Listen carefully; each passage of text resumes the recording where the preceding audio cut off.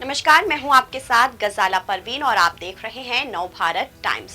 परीक्षा में अपनी रैंक पर मत जाइए, क्योंकि ये परिणाम ये निर्धारित नहीं करते हैं कि आप किस स्तर की सफलता हासिल करेंगे। आपका दृढ़ संकल्प, कड़ी मेहनत, समर्पण और पेशे के प्रति प्रतिबद्धता ही मायने रखती है। ये बात कही है chief justice of India BR. Gavai ने। दरअसल सीजेआई गवई ने शनिवार को गोवा के एक लॉ कॉलेज के कार्यक्रम में हिस्सा लिया था, जहां उन्होंने बच्चों को बड़ा संदेश देते हुए अपने कॉलेज के दिनों को याद किया।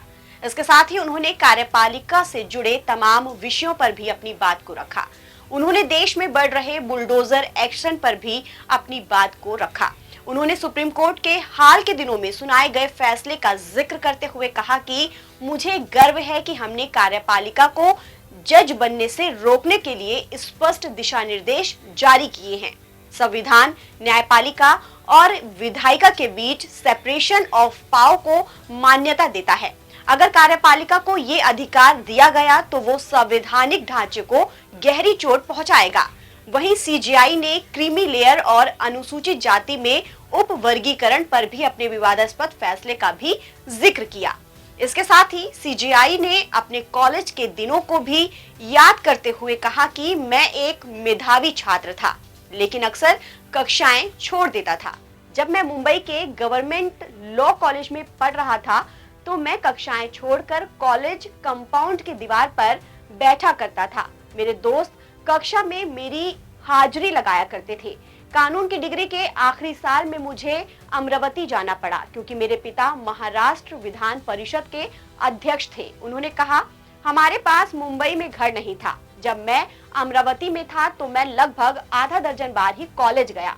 मेरे एक दोस्त जो बाद में उच्च न्यायालय के न्यायाधीश बने, मेरी हाजिरी दर्ज कराते थे। परीक्षा परिणामों में शीर्ष स्थान हासिल करने वाला मेरा सहपाठी आगे चलकर आपराधिक मामलों का वकील बना, जबकि दूसरा स्थान हासिल करने वाला मेरा फ्रेंड उच्च न्यायालय का न्यायाधीश बना और तीसरा मैं था जो अब भारत का प्रधान न्यायाधीश हूँ।